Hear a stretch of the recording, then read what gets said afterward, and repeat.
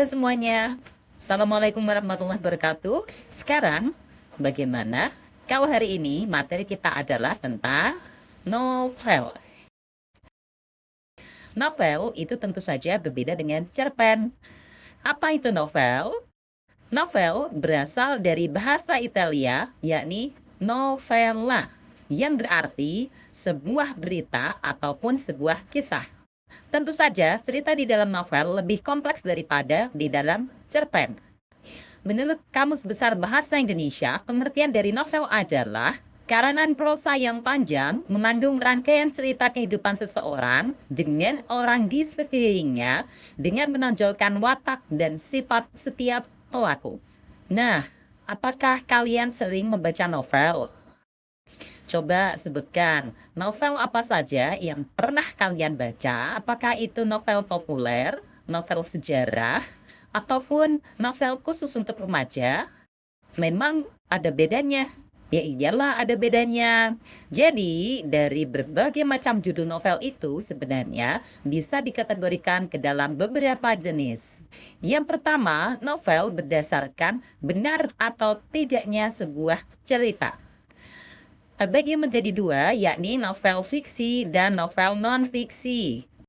Nah, novel fiksi adalah novel yang menceritakan tentang sesuatu hal yang semuanya serba rekaan atau hayalan. Jadi, untuk yang novel fiksi, semuanya benar-benar rekaan dari penulisnya. Contoh untuk novel fiksi ada banyak sekali.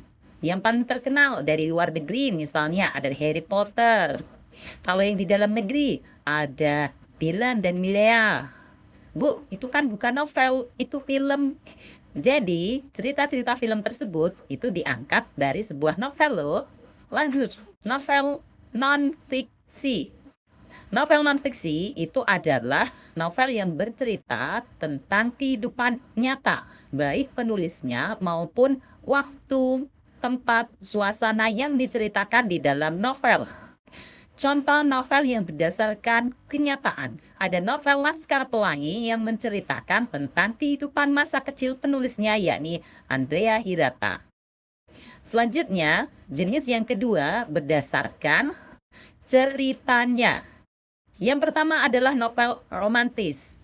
Wah, kalau sudah membicarakan tentang romantis, itu berarti kita bisa tahu ya kesimpulannya bahwa adegan dan cerita di dalam novel tersebut itu merupakan kisah percintaan atau romantisme. Contohnya adalah novel Tenggelamnya Kapal Van der Witch. Ada filmnya juga kan? Nah, yang kedua adalah novel horor. Nah, horor itu apa? Kalian pasti tahu kalau horor itu berarti berkaitan dengan makhluk-makhluk halus tak kasat mata. Novel horor ini biasanya menceritakan tentang cerita yang membuat pembacanya merinding.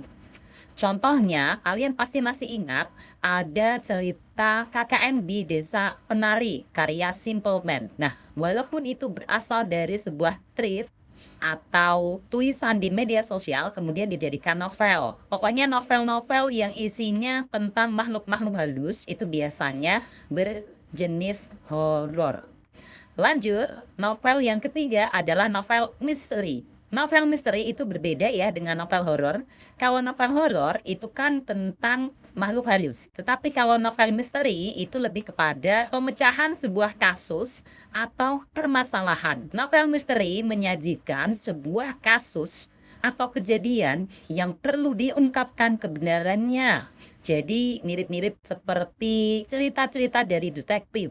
Contohnya adalah novel Sherlock Holmes.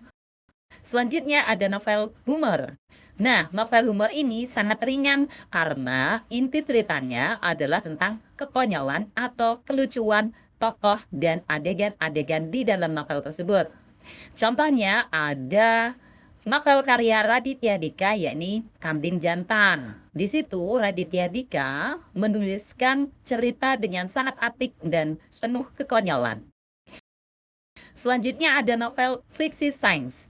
Jadi fiksi itu kan rekaan, sedangkan sains itu kan ilmu dan teknologi. Jadi di dalam novel fiksi sains itu ada konsep teknologi dan ilmu pengetahuan yang menangkap tentang tema dunia dengan teknologi yang tinggi. Jadi itu kayak cerita-cerita future atau cerita-cerita yang masa depan seperti apa dunia ini dengan teknologi dan ilmu pengetahuannya. Selanjutnya ada novel fiksi. Novel fiksi ini menceritakan tentang imajinasinya itu level tinggi, kadang menciptakan dunia-dunia baru di luar akal manusia. Tentu saja, jenis novel seperti ini sangat digemari oleh orang-orang luar negeri. Contoh untuk novel fiksi ada novel Harry Potter. Di dalam novel tersebut menceritakan tentang kehidupan seorang anak yang akhirnya masuk ke dalam dunia penyihir yang penuh mantra. Kemudian, yang selanjutnya adalah novel petualangan. Di dalam novel petualangan, pembaca diajak untuk berpetualang ke dalam sebuah misi. Contohnya ada novelnya The Chronicles of Narnia. Selanjutnya adalah novel sejarah. Nah, di dalam novel sejarah ini memuat sejarah, mitos, maupun legenda yang berkembang di masyarakat, meskipun tidak semuanya itu nyata, tetapi berdasarkan pada kenyataan yang beredar di masyarakat. Contohnya adalah Pasar Karya Kunto Wijoyo. Selanjutnya adalah novel berdasarkan isi dan tokohnya. Nah, kalau dari isi dan tokohnya itu berarti kita melihat bahwa novel ini diperuntukkan untuk pembaca pada usia berapa dan tokoh-tokoh di dalamnya itu akan menyesuaikan. Yang pertama adalah novel teen lit, ada kata teen di situ. Oh, berarti remaja. Novel yang dikhususkan untuk remaja karena temanya berisi tentang percintaan, persahabatan, dan cita-cita. Contoh untuk novel teen lit ada Dylan 1990. Selanjutnya adalah novel Cikrit. Cikrit itu tingkatannya satu tingkat di atas si teen lit tadi karena bercerita tentang kehidupan wanita muda dan segala permasalahannya. Contohnya adalah novel Nyawa.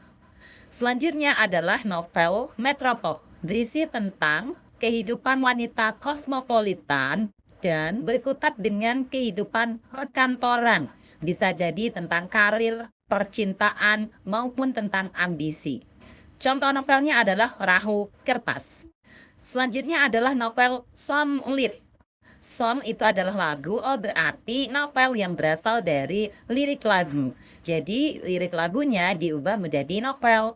Contohnya adalah Sebelum Cahaya. Yang terakhir adalah novel dewasa. Dari kata dewasa, kita tentu tahu bahwa tujuan dibuatnya novel ini untuk pembaca yang usianya itu sudah dewasa.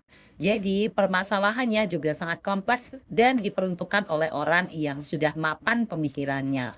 Contohnya adalah Ronggeng Dukuh Paro, karya Ahmad Tohari. Demikian pemaparan untuk materi kali ini. Apabila ada kesalahan, saya mohon maaf. Terima kasih. Wassalamualaikum warahmatullahi wabarakatuh. Sampai jumpa.